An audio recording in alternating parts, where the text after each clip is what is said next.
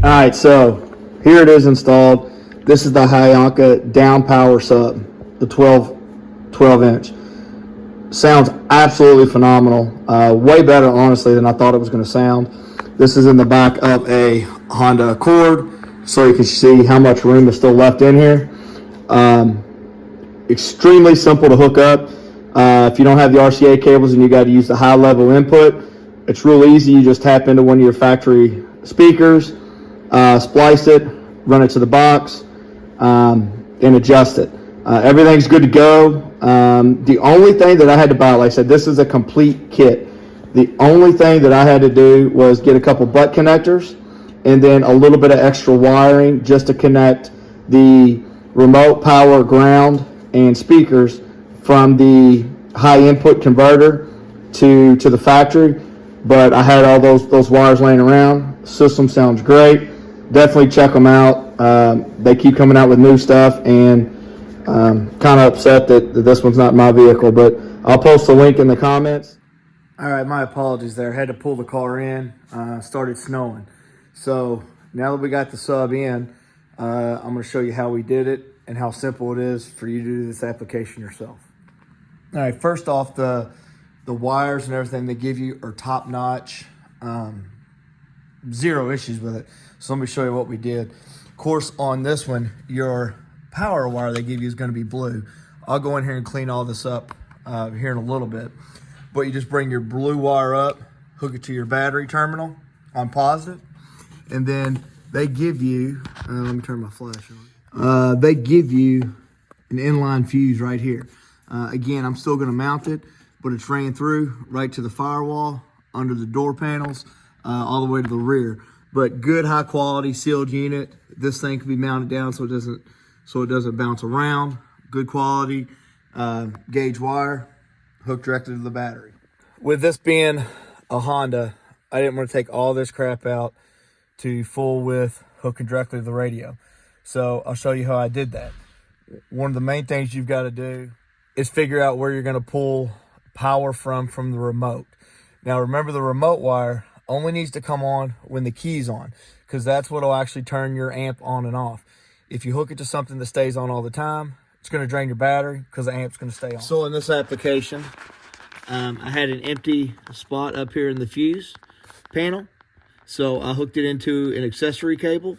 I ran the remote wire straight up here and hooked it into an empty spot on the fuse. Then well, I got to go back and finish tucking stuff up, okay?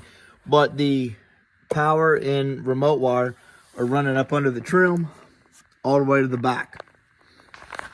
All right, don't mind the tape. That's just temporary. Glued it up there, so I want it to hold, okay? But here's your high-level inverter that comes with it, all right? So what I did was, since this Honda has a backdash sub spliced into the wires, ran the positive and the negative, and down here to the inverter, I put the two positives together, two negatives together, and hooked it into that to get the sound. Then the remote wire and the power wire that came from the front hook into the unit right here. All right, so you've got your remote coming from the front, and you've got your ground coming from, or the power coming from the front. Only two wires you got to bring from up front. Hook them into this unit. Then on your inverter, you're also going to have a remote wire and a power wire. You can just run those down and put those in. I use the same colors, but so remote's remote, power's power, and then the ground is the ground. And hooks to the inverter. Then this is where you can adjust what your input level is coming in. And then again, this is the RCA cables that come with it. Again, everything I'm showing you comes with this system. You don't need to buy anything. Hooks right into here for your RCA to take it back to low level. Hooks in your unit right here. Last thing, this is, so I had to tape this on too because I glued it, but put tape on it. This is your bass remote, okay? This you plug in the back, comes as an RCA or a telephone jack. You run the wire up, then you got your bass controls here. So it's real simple. You want something with more bass, you turn on more bass. You don't want the bass, you turn it down. It will only go as loud as what you have the gains on the amp set for, which I'll show you those now. But this is a cool little feature. If you're like me and you listen to a whole different genre of music, you've got certain songs you don't need a lot of bass for, certain songs you want a lot of bass for, you can adjust it right here without having to crawl on the back of the vehicle. Quick, simple, and easy. A little hard to see, but so right there you can see your phase, your LPF, and your gain. Those are your adjustments right there on the amp that you can adjust. The amp also does come with a 35 amp fuse pre-installed. So you've got your inline power fuse come from the battery, plus you have your 35 amp fuse in the back here to protect the amp. And then you can see where the connections are. This little plug right here is the remote wire that I just showed you up front to control your gains. Let me see what I can do as far as getting you a good visualization of how good this thing sounds, because the camera doesn't do justice on the sound.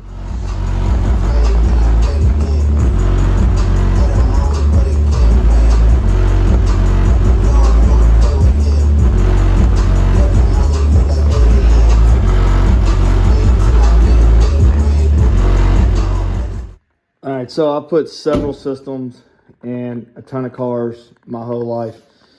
This is definitely not the loudest, not the hardest hitting by any means, but as far as simplicity, all-in-one kit, you don't have to buy a box, you don't have to buy the sub, you don't have to buy the wire, you don't have to buy the amp.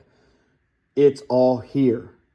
It is the simplest install I've ever done on a system, 100% complete, other than a couple of small connectors that I had just because I spliced the wires and didn't want to fool with behind the radio.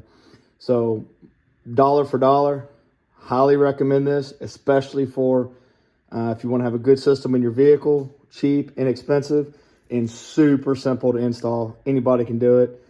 Definitely check them out. I know not too many of you all are familiar with Hyanka, but I would put this up against a kicker downfire sub any day of the week and half the price. Check them out again.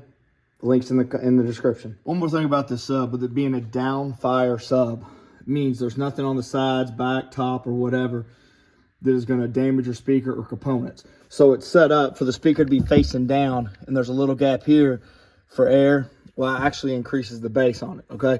But this is a solid constructed box, so you're not going to worry about anything getting messed around in it, damaged, what have you. Throw it in, basically forget about it. Hyanka for the win on this one.